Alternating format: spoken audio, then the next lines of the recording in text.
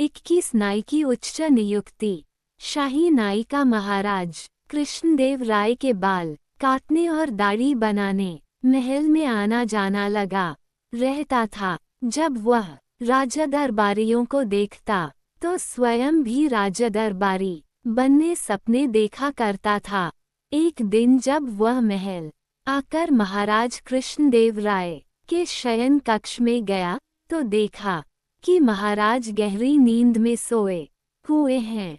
उसने सोते सोते ही उनकी दाढ़ी बना दी। महाराज जब उठे और देखा कि उनकी दाढ़ी बनी हुई है तो बहुत प्रसन्न हुए और उन्होंने नाई को बुलवाकर कहा, हम तुम्हारे काम से अति प्रसन्न है, मांगो क्या मांगते हो, आज हम तुम्हारी हर इच्छा पूरी करेंगे। नाई तो ऐसे ही किसी अफसर की ताक में था। वह हाथ जोड़कर बोला, महाराज, यदि आप मेरी कोई इच्छा पूरी करना चाहते हैं तो मुझे अपना दरबारी बना लीजिए, क्योंकि मेरी आपका दरबारी बनने की इच्छा है। महाराज कृष्णदेव राय ने बिना सोचे समझे ही उसे अपना दरबारी बनाने की हामी भर दी। नाई बहुत खुश हुआ और सभी जगह ये बात बताने लगा।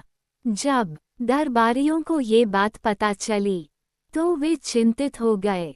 नाई को दरबार के कार्यों की कोई जानकारी नहीं थी। वैसे अज्ञानी व्यक्ति को दरबारी बनाना राज्य के कार्यों पर विपरीत प्रभाव डाल सकता था। दरबारी ये बात समझते थे, लेकिन महाराज से कौन कहता, किसी में ये कहने का साहस नहीं था। वे सभी तेनालीराम के पास गए और उसे सारी बात बताकर इस समस्या का कोई हल निकालने को कहा। तेनालीराम ने उन्हें आश्वासन देकर वापस भेज दिया।